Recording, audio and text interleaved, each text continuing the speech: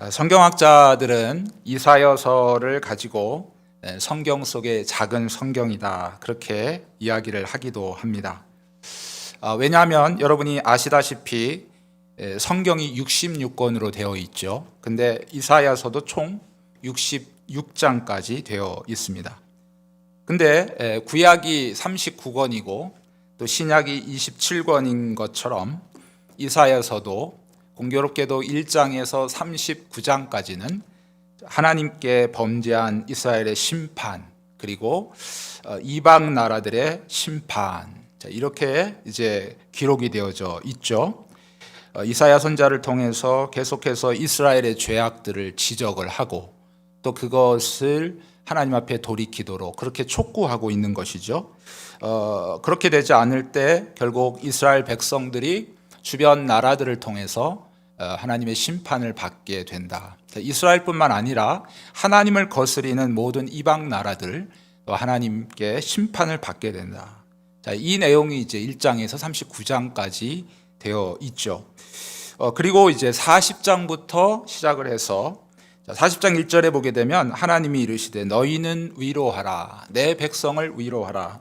이제 그렇게 시작을 하면서 이제까지 이스라엘 백성이 하나님께 불순종한 죄로 인해서 그들이 이제 심판을 받게 되고 결국 이제 포로의 고달픈 생활 가운데서 다시 그들을 하나님께서 위로하시고 회복시키시는 그러한 과정들이 바로 40장에서 66장까지 27장에 걸쳐서 기록되어져 있기 때문에 그렇습니다.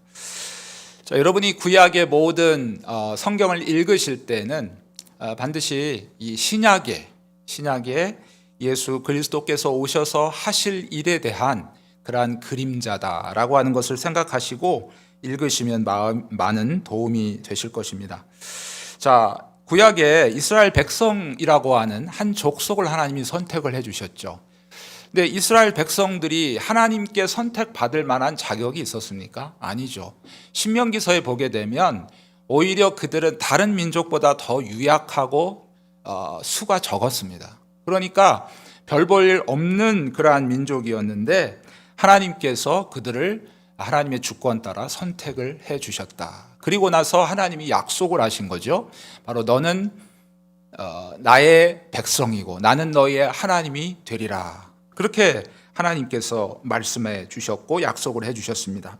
약속을 하신 것으로 끝난 것이 아니고 이스라엘 백성들은 정말 다른 민족이 경험할 수 없는 하나님의 놀라운 것들을 경험했죠. 그래서 그들이 애굽에서 출애굽할 때에 바로 홍해 바다가 갈라지는, 그래서 홍해 바다가 이제 바다가 갈라져서 육지처럼 건너게 되는 이러한 놀라운 일을 경험했고, 또 그들이 이제 광야에서 40년 동안 방황하게 될 때에도 그들이 광야에서 40년 동안 먹을 음식을 싸가지고 나오지 않았죠. 그때마다 하나님께서 아침에 일용할 양식, 만나를 하나님께서 허락하시고, 또 그들에게 필요한 또 단백질이 필요하니까 또 하나님께서 메추라기를, 그래서 고기를 먹이시고, 그렇게 해서 또 그들이 40년 동안 광야를 다닐 때에 그들의 신발이 닳지 않도록 하나님께서 필요한 모든 것들을 공급시켜 주셨다는 것입니다. 이것은 바로 어느 민족도 경험할 수 없었던 하나님께로부터 크게 받았던 은혜인 것이죠. 여러분, 이것을 통해서 우리가 알 수 있는 것은 바로 저와 여러분들의 신약을 살고 있는 바로 예수 그리스도를 믿고 그 안에서 정말 하나님의 영적인 믿음의 아브라함의 자손으로 살아가고 있는 저와 여러분과 똑같다는 얘기죠. 그래서 여러분, 우리 자신을 한번 되돌아볼 때에 정말 이스라엘 백성들을 하나님께서 선택하셨듯이 하나님이 왜 우리를 선택하셨습니까? 뭐 잘난 것이 있어 선택하셨습니까? 다른 세상 사람들보다, 하나님을 알지 않은 그러한 사람들보다 뭐 잘하는 것이 있어서 선택하셨습니까? 없어요. 아무것도 없죠. 왜 선택하셨냐고 우리가 물어보면 우리는 알 수 없습니다. 그게 정말 신비인 것이죠. 그러나 하나님의 주권으로 저와 여러분들을 창세 전에 선택하시고, 그리고 이 땅에 나게 하시고, 그리고 때가 되어서 여러분 부모님을 통해서든지 또는 여러분의 지인을 통해서든지 복음을 듣게 하시고, 그래서 우리가 이 하나님의 거룩한 약속의 안에 들어오게 되었다 하는 사실입니다. 그러고 여러분이 그 예수를 믿고 우리가 믿음 생활하면서 이제 시작되어지는 것이 우리의 신앙생활 아니겠습니까? 홍해를 건너면 다 될 것 같은데 사실은 그때부터 고난이 시작이 되는 것이죠. 이스라엘 백성들이 홍해를 건넜을 때, 그리고 건너면서 정말 뒤에서 다시 물이 합쳐지면서 자기들을 추격해왔던 애굽 군대들이 몰살당하는 모습을 보면서 정말 그 성경을 보며 서고치고 장구치며 하나님께 찬양하지 않았습니까? 근데 얼마 가지 않아서 고난을 당해요. 아주 힘든 상황을 맞이합니다. 물이 없어서 정말 물 한 모금 마실 수 없는, 그래서 가래서 죽을 그러한 위기 가운데 처해 있지 않습니까? 이것이 광야인 것이죠. 우리의 믿음 생활이 그렇습니다. 우리가 예수를 믿고 하나님께서 우리에게 주신 은혜, 감격, 마치 홍해바다를 걷는 것처럼 그런 하나님의 은혜 가운데 있지만, 이제 정말 우리에게 앞에 주어진 것은 바로 이 세상이라고 하는 이 광야를 지금 걸어가야 되는 것이죠. 그런데 여러분, 이 안에서 정말 세상 사람들이 알지 못하는 하나님의 은혜가 있다는 거예요. 여러분, 이스라엘 백성들이 광야에서 농사 졌습니까? 아니에요. 하나님께서 그들의 필요를 채워주시기 위해서 아침에 만나를 그들의 식구 수대로 내려주시고, 그리고 필요하면 고기를 하나님께서 공급시켜 주셔서 그들이 광야 생활하는데 아무 어려움이 없도록, 그들의 의복과 그들의 신발이 닳지 않도록 시간마다 하나님께서 그들의 필요를 채워주셨던 것처럼, 저와 여러분들이 이 광야 생활을 살아가는 동안에 정말 아무래도 믿음 생활을 하고 정말 세상 사람들과 구별될 생활을 하다 보면 더 고난이 있고 힘든 일이 있죠. 그럴 때 여러분, 말할 수 없는, 정말 돌이켜보면 하나님의 은혜였다라고 밖에 고백할 수 없는 그러한 하나님의 우리의 세심한 돌보심과 살피심이 우리 안에 있게 된다. 그러므로 우리는 이 광야를 잘 지나갈 수 있게 된다 하는 것입니다. 그래서 구약의 이러한 이스라엘 백성들을 하나님이 선택하시고, 그리고 그들을 광야 생활을 통해서 우리 신학의 저와 여러분들의 모든 신앙의 여정을 우리가 한번 살펴 알 수 있다라고 하는 사실입니다. 여러분, 이사야 선지자를 통해서 기록된 말씀, 이 말씀을 보게 되면 제가 아까 설교 초두에 말씀드렸듯이 이스라엘 백성들이 하나님의 백성으로서 하나님께서 그들에게 요구하신 것은 단 한 가지뿐이었죠. 바로 하나님의 말씀을 순종하는 것입니다. 하나님만을 바라보고 하나님만을 신뢰하는 것이죠. 그런데 이제 그들에게는 수많은 유혹거리가 있었어요. 그것은 광야를 지나고 나서 광야의 생활 속에서도 그런 생활을 많이 했죠. 그들이 결국 인도하던 그 모세가 시내산에 가서 오랫동안 내려오지 않자, 이제 그들은 우리를 인도하던 신이 누구냐 그러면서 결국 금송아지 그 조각을 만들어 놓고 이것이 우리를 바로 애굽에서 인도한 신이다, 그렇게 금방, 여러분, 틈이 나면 그냥 금방 유혹을 받아가지고 그들이 결국 하나님을 떠나는 모습, 그래서 결국 하나님께 징계를 받는 모습이 드러났어요. 그러니까 그러한 모습을 보면서 하나님께서는 이제 바로 이스라엘, 바로 제2세대들이죠. 이 세대들이 이제 가나안 땅, 약속의 땅에 들어갈 때에 반드시 어떻게 할 것을 다시 한번 모세를 통해서 말씀하신 것이 바로 신명기서 아니겠습니까? 그래서 분명히 너희들은 내 백성이기 때문에, 나는 너희들의 하나님이기 때문에 너희들은 하나님만을 의지하고 나가라, 그것을 하나 요구하신 거죠. 근데 이스라엘 백성들은 수백 년 동안 이 약속을 제대로 지키지 못했다는 사실입니다. 여러분, 이러한 상황 가운데서 어떤 일이 벌어졌습니까? 하나님은 그들을 참으시고 그래서 수많은 선지자들을 보냈죠.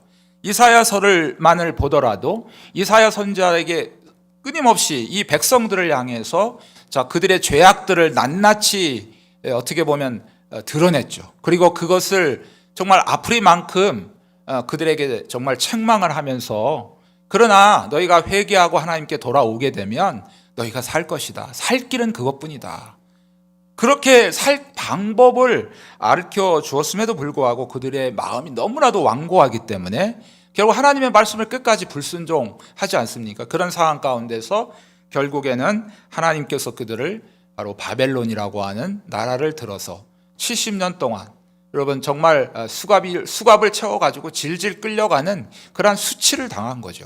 그리고 70년이라는 그러한 생활 동안 정말 그들이 가족과 헤어지며 고통스러운 삶을 살아야 했다 하는 것입니다. 그런데 이제 하나님께서는 정하신 때가 있어요. 분명히 바로 이 예레미야가 다니엘서를 읽으면서 깨달았듯이 바로 70년이 지나면 하나님께서 이 모든 것을 다시 회복시키실 것이다. 그러니까 하나님은 하나님의 백성으로서 온전히 세워지도록 하나님은 그들을 이런 방법을 통해서라도 훈련을 시키신 거죠. 그래서 결국 그들이 잘해가지고 독립운동을 잘해서 바벨론에서 결국 포로에서 다시 회복된 것이 아니고 하나님의 그 약속 때문에 결국 다시 돌아오게 된 것입니다. 그래서 이제 오늘 우리가 읽었던 52장 말씀, 제가 아까 말씀드렸죠. 이사야서의 구절을 보게 되면 1장에서 39장은 하나님의 심판, 그죠? 그리고 40장부터 66장까지 27장에 걸쳐서 다시 하나님께서 그들을 회복시키시고 구원하시고 그리고 다시 그들에게 돌아오신다는 영광의 하나님으로 다시 회복되어지는 이 놀라운 일들을 하게 하시는데, 이 52장은 바로 이 27장 가운데서 정한 가운데 있어요. 그리고 우리가 읽었던 7절 말씀, 7절 말씀도 이 52장 가운데 정중앙에 위치합니다. 그러니까 이것은 뭘 의미할까요? 굉장히 중요한 말씀이고 하나님께서 우리에게 주시고자 하는 메시지가 무엇인가라고 하는 것을 우리에게 지금 말씀해 주고 있다 하는 거죠. 7절 말씀을 우리 다 같이 한 목소리로 함께 읽어보도록 하겠습니다. 7절입니다. 시작. 좋은 소식을 전하며 평화를 공포하며 복된 좋은 소식을 가져오며 구원을 공포하며 시온을 향하여 이르기를 내 하나님이 통치하신다 하는 자의 산을 넘는 발이 어찌 그리 아름다운가. 이것을 모든 신학자들이 대부분 이견이 없이 바로 이 1차적으로는 바로 이 이스라엘 백성들이 그 포로된 상황 가운데서 회복될 것을 말씀하실 뿐만 아니라 2차적으로는 더 넓게 바로 로마서 10장에서 사도 바울이 이 말씀을 인용을 했죠. 그래서 결국 이 복음이 다시 마치 이스라엘 백성이 범죄에서 바벨론의 포로가 된 것처럼 모든 인류가 아담과 하와가 하나님의 말씀에 불순종하여 사단이라고 하는 그 존재의 포로가 된 거죠. 죄의 노예가 된 거죠. 그래서 거기로부터 다시 회복되어지고 해방되어지고 자유를 얻게 되는, 이 구속을 얻게 되는 이 놀라운 은혜가 바로 이렇게 이어진다라고 하는 것을 많은 신학자들이 그렇게 공통적으로 의견을 내고 있습니다. 자, 그래서 이 말씀을 보게 되면 이 좋은 소식을 전한다, 또 평화를 공포한다, 또 복된 좋은 소식을 가져오고 구원을 공포한다, 다 같은 의미를 가지고 있는 것이죠. 자, 이렇게 좋은 소식, 평화의 소식을 가져올 수 있었던 것은 바로 하나님이 통치하시고 계시기 때문에. 원래 하나님이 통치하고 계시죠. 이 세상 어느 곳도 과거에 하나님께서 이 세상을 창조하신 이래 지금까지 앞으로도 영원토록 하나님의 통치가 이어질 것입니다. 그러나 하나님의 통치가 진행되어짐에도 불구하고 어떤 사람들은 그것을 인정하지 않죠. 하나님이 우리의 왕이 아니고 인간이 왕이다. 그래서 때로는 인간이 왕인 것처럼 하나님 것처럼 살아가는 그러한 시대가 있었죠. 그러나 하나님은 여전히 통치하고 계셨다. 인간이 통치할 때 얼마나 불행했습니까? 인간이 정말 인간의 놀라운 능력으로 이 세상을 정말 낙원을 만들겠다고 했는데, 여러분 그렇게 해서 이 산업혁명의 그 결과로 인해서 많은 과학 문명이 발달하고 무기가 발달했는데 결국 2차 세계대전을 통해서 그것이 사람을 죽이는 살상 무기가 됐다. 이런 측면에서 볼 때 인간들이 굉장한 큰 쇼크를 다시 한번 충격을 얻게 됐던 거죠. 여러분 인간의 통치는 이런 것입니다. 그러나 비로소 하나님이 통치하신다라고 하는 사실을 인정하고 받아들이고 하나님의 통치를 받을 때에 그것이 평화의 상태이죠. 그것이 복된 좋은 소식이고요.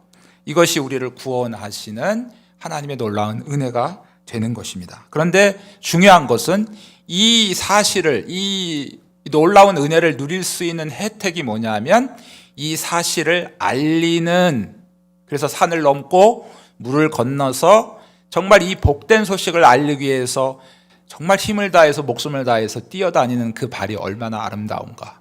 성경이 그렇게 지금 우리에게 말씀하고 있는 것이죠.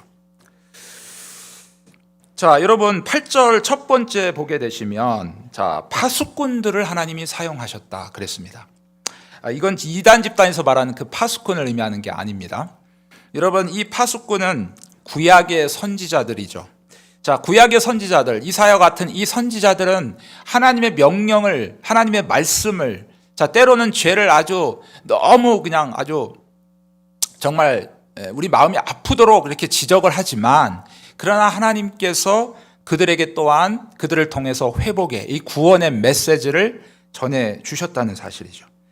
하나님께서 바로 이 파수꾼된 선지자들을 통해서 이 복된 소식을 전해 주었다. 그들의 그 수고, 그들이 이 소식을 전하기 위해서 산을 넘고 물을 건너고 목숨을 건 이러한 희생과 헌신이 결국 하나님께서 통치하시고 그 결과로 찾아오는 평화와 그리고 정말 복된 인생에게 참된 좋은 소식을, 그 혜택을 누리게 되는 그러한 원인이 되었다 하는 사실을 우리가 보게 되는 것이죠. 자, 우리나라에도 여러분 이 복된 소식을 전해주기 위해서 수많은 선교사님들이 우리나라에 오게 되었습니다.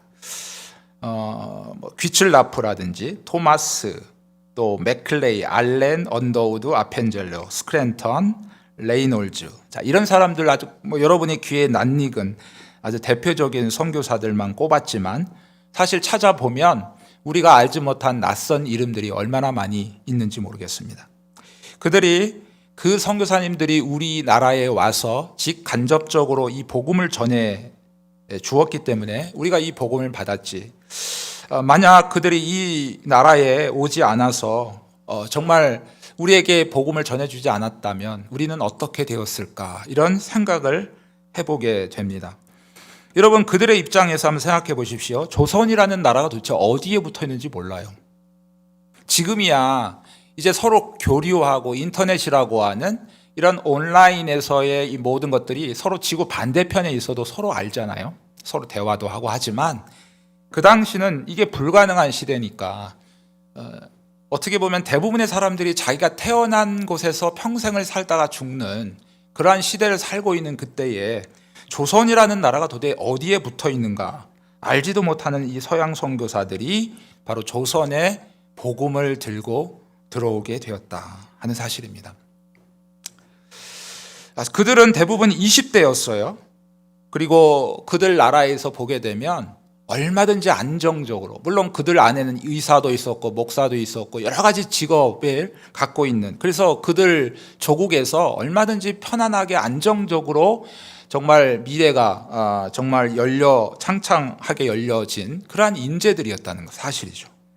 그런데 어떤 연유인지는 모르겠지만 여러분, 조선이라는 나라가 어디에 붙어 있는지도 모르는 그곳을 향해서 이 선교사들이 왔다는 것이죠. 실제적으로 그 사실들을 이렇게 살펴보면 대부분의 이제 선교사들이 사실은 중국을 향해서 이렇게 선교지를 정하고 왔다고 그래요. 그러다가 이제 어떻게 해서 이렇게 조선을 오가는 어떤 그런 상인들이나 이런 사람들을 통해서 조선이라는 나라를 알게 됐고 거기에 관심을 갖게 됐고, 그래서 이제 원래는 중국에 선교하러 왔는데 이제 다시 그 선교의 목적지가 바뀌어서 조선으로 가겠다, 이제 그렇게 온 선교사들도 꽤 상당수가 있다고 그럽니다. 여러분, 이런 사람들, 이런 선교사님들의 이 거룩한 복음을 가지고 정말 산을 넘고 물을 건너는 게 목숨을 거는 거죠. 지금이야 비행기를 타면 한 열대 시간이면 지구 반대편에서 오겠지만, 그 당시는 배를 탄다는 자체가, 대륙을 건너는다는 자체가 바로 모험이죠. 목숨을 건다는, 그죠? 한 번도 가보지 않은, 거기 가서 정말 안정적으로 내가 탄 배에서 내릴 거라고 하는 담보를 할 수가 없어요. 그런 상황 가운데서 자기의 전 인생을 들여서 정말 물을 건너는 자체가 목숨을 던지는 그러한 상황인데도 그들은 몇 달 동안 배를 타고 그렇게 이 조선까지 와서 이 복음을 전해주게 되었다. 자, 이들의 섬김과 수고가 오늘 우리를 낫게 했다. 저는 그렇게 생각을 합니다. 그래서 저와 여러분들은 복음의 빚진 자들인 거죠. 빚진 자들은 뭐 해야 됩니까? 가만히 생각해 보니까 빚을 갚아야 되죠. 근데 복음의 빚을 갚는 방법은 다른 게 없어요. 여러분, 전도하자 그러면 마음에 부담 가시죠. 그 부담감을 해결하는 방법은 뭐밖에 없습니까? 전도하는 방법밖에 없어요. 처음에 전도하자 그러면 사실 좀 마음이 안 내키고 어떻게 할 수 있을까, 뭐 때로는 겁도 나고 뭐 창피하기도 하고 하지만 이렇게 막상 나가서 전도하고 복음을 전하고 전도지를 이렇게 드리고 보면 또 그렇게 그 전하는 전도지를 받아가는 사람들의 모습을 보면서 내 자신이 은혜를 받아요. 힘을 얻어요. 정말 언제 그랬었던 거냐 마냥 그 두려움이 사라지고 어떤 그 전도에 대한, 그래서 내 한 영혼을 내가 구원했다라는 그것보다는 그것을 통해서 내 자신이 은혜를 얻게 되는 것을 경험을 하게 됩니다. 여러분, 복음의 빚진 자는 빚을 갚는 방법은 복음을 전하는 것밖에 없어요. 여러분, 우리는 언젠가 누군가에게 태신자였을 거예요. 그죠? 그분들이 여러분에게 어떠한 방법을 통해서든지 저와 여러분에게 복음을 전해주기 위해서 때로는 그들의 시간도 헌신하고 그들의 건강도 헌신하고 재정도 헌신하고 정말 오랫동안 기다려주고 그러한 그 순간들이 있었기 때문에, 물론 하나님이 영적으로 우리를 선택했기 때문에 그 때를 따라 하나님께서 이끄셨지만 이 또한 이 모든 일은 결국 인간을 통해서 하나님이 일하시도록 그렇게 만드셨다는 사실이에요. 하나님이 여러분 아무리 전능하시다 할지라도 사도 바울처럼 그렇게 일하시지는 않아요. 사도 바울에게 나타나셨던 하나님은 사도 바울에게만 나타나셨던 아주 특별한 경우죠. 여러분의 태신자가 어느 날 갑자기 꿈에서 하나님을 만나가지고 그 사람들이 어느 날 180도 뒤집어져서 사도 바울처럼 예수 믿는 자가 되고 복음을 전하는 자가 되리라고 여러분 생각하지 마십시오. 우리를 통해서요. 사람을 통해서. 하나님은 먼저 믿은 그 사람을 통해서, 먼저 복음을 받은 저와 여러분을 통해서 그들에게 복음을 전하기를 원하세요. 그러한 방법으로 하나님이 전도하도록 그렇게 만드셨다는 사실. 그러니까 여러분, 저와 여러분이 중간에서 복음을 전해주는 일이 얼마나 중요한지 몰라요. 여러분, 왜 우리가 전도하는 일에 대해서 굉장히 부담스러워합니까? 자, 여러분, 이번에 우리 153 축복 전도를 하는데 여러분이 한 명이 5명을 작정을 해가지고 적어도 3명은 데려와야 될 텐데 어떻게 하지? 저 사람을 어떻게 정말 굴르고 삶아서 그 마음을 어떻게 해가지고 3명은 꼭 데려와야 될 텐데, 이런 부담감이 여러분 있지 않으십니까? 전도가 그래서 어려운 거예요. 사실은 내가 가서 말의 어떤 논리로 그 사람들의 어떤 그 생각을 바꾸어서 결국 그들이 그렇구나, 그래서 이게 맞구나, 여기가 생명의 길이구나 그래가지고 이곳에 그들이 오기를 여러분은 바라시는 거 아니겠습니까? 그렇기 때문에 내가 거기에 좀 딸리면 안 되는데 그래 전도하자 그러면 그것부터 겁이 나는 거죠. 그게 아니죠. 여러분, 하나님은 우리를 통해서 사용하신다고 하셨잖아요. 전도는 하나님 홀로 하시는 것도 아니고 인간 혼자 하는 것도 아닙니다. 하나님께서 역사하시되 인간의 이 말을 통해서, 전도함을 통해서 그들에게 이 생명의 복음이 전달되도록 하셨다는 사실이에요. 그렇다면 우리가 해야 될 건 뭡니까? 전하는 거죠. 내가 그 사람에게 1년을 전하고 5년을 전하고 10년을 전해도 그 사람 끄떡하지 않네. 그럼 저 사람 택함받지 않은 사람이다 하고 여러분 포기하시면 안 된다는 사실이에요. 분명히 하나님의 때가 있다는 사실이죠. 오늘 1년을 전해서 2년을 전하고 3년을 전하고 했는데도 듣지 않는다면 하나님의 뜻이 있겠지. 그러나 그가 이 세상의 삶을 마감하기 전까지는 내가 끝까지 인내하며 기다리며 그들에게 복음을 전하리라. 나는 전하기만 하면 하나님께서 때가 될 때 그 마음을 움직여서 역사하셔서 그들이 결국 주님께 돌아오게 될 것이다 하는 이 믿음을 가지고 우리는 그냥 단순하게 전하면 됩니다. 기도라는 것도 뭡니까? 단순히 하나님, 내가 무엇을 하기 위해서 하나님 앞에 애쓰는 게 아니고 하나님의 도움을 구하는 것 아니겠습니까? 우리가 정말 복음의 빚진 자, 저와 여러분이 정말 우리 모두는, 여러분 예수를 믿으시죠? 자, 예수를 믿으시는 분은 어떤 의미냐 하면, 세상에서, 죄악된 세상에서 우리를 구별해서 불러 주신 거죠. 불러 모아 주신 거죠. 교회라고 하는 공동체에서. 그런 의미에서 볼 때 성도인 것이죠. 자, 그러나 동시에 우리가 받은 그 생명의 복음을 또한 세상을 향해서 다시 한번 전하는 그러한 사명을 가지고 있는 것입니다. 그것이 조금 더 멀리 나가면 선교사의 역할인 것이고, 그것이 내가 생업의 현장 가운데서 내가 늘 만나는 사람들에게 전하면 그것이 전도가 되는 것이죠. 선교와 전도가 다른 것이 아닙니다. 여러분, 우리 교회에서도 우리 감비아의 선교사님을 파송해서 또 그 선교사님을 위해서 끊임없이 기도하고 또 물질로 이렇게 함께 동역하고, 그리고 정말 그들의 언어로 성경을 인쇄해서까지 이제 그 현장까지 갖다 주게 되는 이 놀라운 이 사명, 이 일, 정말 하나님이 기뻐하실 거라고 생각이 됩니다. 그러나 여기서 끝나면 안 되죠. 우리가 할 일은 끝났다 그러고, 이제까지 우리가 기도를 얼마나 했는데 이제 좀 다른 곳을 찾아볼까, 이렇게 생각하시면 안 되죠. 이제부터 시작인 거죠. 그 감비아 땅에 감비아어로 성경이 전달이 됐으면 그들에게 이제 개인적으로 다 그 성경이 전달돼서 그들이 그 성경을 읽고 그 읽는 가운데서 하나님을 만나고 또 그 안에서 또 다른 새로운 사역자들, 감비아의 현지의 사역자들이 일어나고, 그래서 교회들이 더욱더 부흥하고 왕성해서 정말 감비아 땅에 복음이 충만해가지고 복음을 옆에 있는 세네갈이라든지 말리라든지 이런 나라들에 계속 전하는, 선교사를 파송하는 나라에 이르기까지 정말 그 감비아 땅에 세워지도록 우리는 계속해서 기도해야 되는 것입니다. 여러분, 사실은 우리가 다 나가야 되는 거죠. 그런데 우리는 다 형편이 있어요. 그리고 받은 사명이 다 달라요. 감비아에 나가신 선교사님은 현지에서 모든 것을 다 감당하시고 뛰시는 분들이고, 저와 여러분들은 뒤에서 기도로 또 물질로 같이 동역하며 함께 또 여러분의 삶의 현장에서 전도하는 거죠. 그냥 같이 일하는 겁니다. 그러니까 여러분,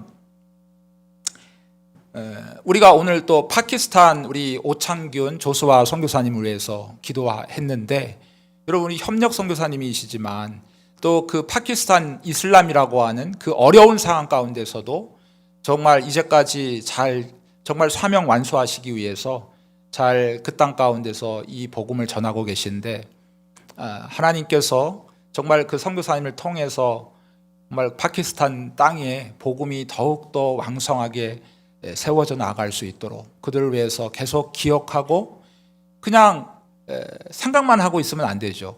마음이 가는 곳에 물질도 가게끔 돼 있으니까 우리가 우리의 형편 따라서 또 그분에게 물질로 함께 동역하는 가운데, 함께 우리가 기도할 때 하나님께서 바로 상급을 아마 저와 여러분들에게도 같이 주시지 않을까, 그렇게 여러분 생각이 되어집니다. 우리 모두는 선교사임과 동시에 전도자이다.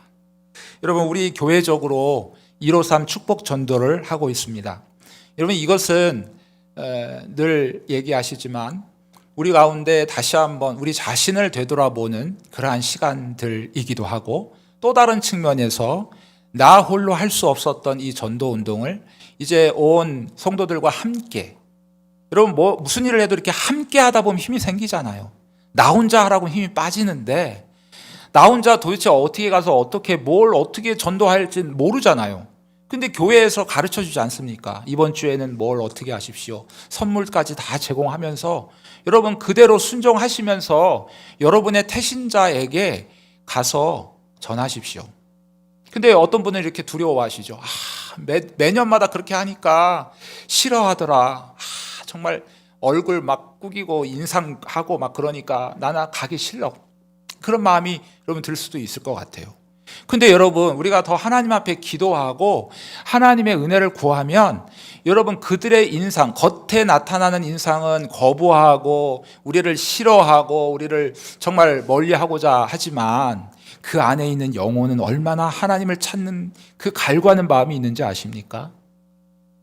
마치 그 영혼이 그 안에 갇혀 있어서 나를 지금 살려주세요, 살려주세요 하는 정말 물에 빠져가는 영혼이 막 정말 소리치며 부르짖듯이 그렇게 우리를 향해서 지금 호소하고 있다 하는 사실을 우리가 기억하시면 좋겠습니다.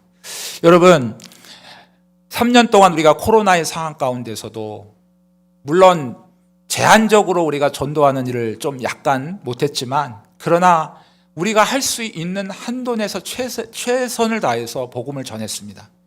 여러분 우리가 사는 형편이 다 어려워요. 여러분 어떤 분은 육체적인 질병이 있고 어떤 분은 재정적인 어려움이 있고 어떤 분은 관계의 어려움이 있죠. 이 세상에 사는 모든 사람들 겉모습은 다 웃고 있지만 사실은 다 하나씩 어려움을 갖고 있어요. 자, 그 어려움 때문에 내 어려움이 좀 어느 정도 회복된 다음에 내가 해야지 하면 평생 전도 못해요. 우리가 개인적으로 어려움이 있든지 우리가 교회적으로 어려움이 있든지 또는 전 세계적으로 이 코로나의 팬데믹 같은 어려움이 있을지라도 앞으로 더 그런 일들이 많이 슬프지만 그럴지라도 우리가 이 복음의 빛을 갚는 이 일을 우리가 멈추어서는 안 되는 것입니다. 우리의 생명이 우리가 계속 호흡하고 있듯이 우리가 지금 어렵고 힘든 상황일지라도 그 영혼을 위해서 끊임없이 기도하고 그들을 찾아가서 섬기고 때로는 그들이 거부할 때 인내함으로 기다리면서 하나님의 은혜를 간구하는 그럴 때 하나님께서 울며 씨를 뿌리는 자에게 기쁨으로 그 단을 거두게 하실 줄 믿습니다. 아무쪼록 아직 동참하지 않으신 분이 있으시다면 단 한 분이라도 여러분 살펴보면 여러분 주위에서 단 한 사람이라도 모두가 100% 예수 믿는 사람은 없을 겁니다.